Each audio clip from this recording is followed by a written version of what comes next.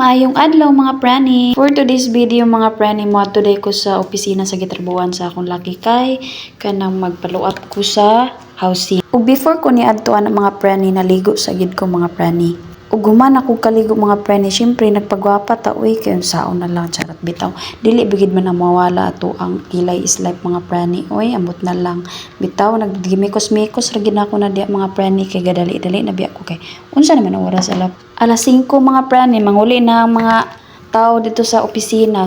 Unya nagdi na ko ipaluap mga prani na masuko mo sa daw akong bana, so ato lang yung tumanon iyang sugo. Ug pagkahuman ako ana mga prani nilakaw na gidayon ko kay aron makaabot na dayon ko didtong dali kay magbaklay pa ba ta mga prani suslay pa kay tagbaklayan in town Ginoo ko.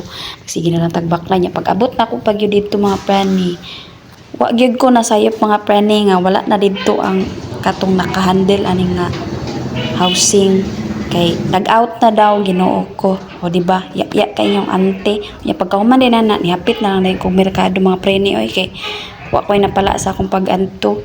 Ganina man ta ko moadto ato mga preni. Unya kay nakatulog man ninyong ante nya dugay man kay nakamata unsa na oras tas 4 na Ginoo ko.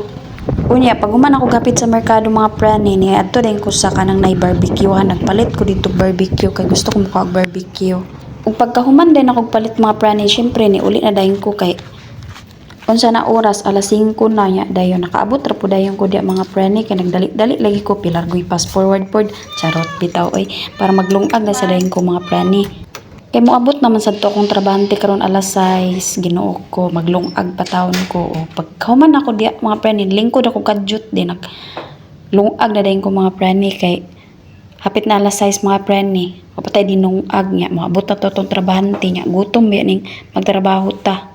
May man to nag-uli kay nanay pagkaon para makakaon na diretso para mawala ng kagutom kay syempre naningkamot baya so palanggaon yun nato mga prani ato mga bana no.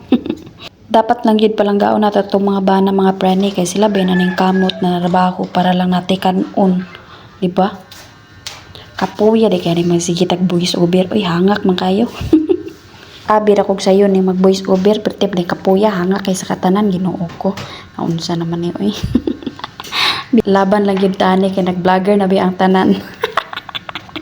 Bitaw. Ug pagkahuman na mga prani, ako na rin nang gikuha ang akong gipamalit kanang gulay para sudanon ugma. Then katong barbecue nga akong gipalit. Then nagpalit pud ko diog kamatis ug kanang sili nga sana kanang green bitaw mga sili nga taas. O mo na siya.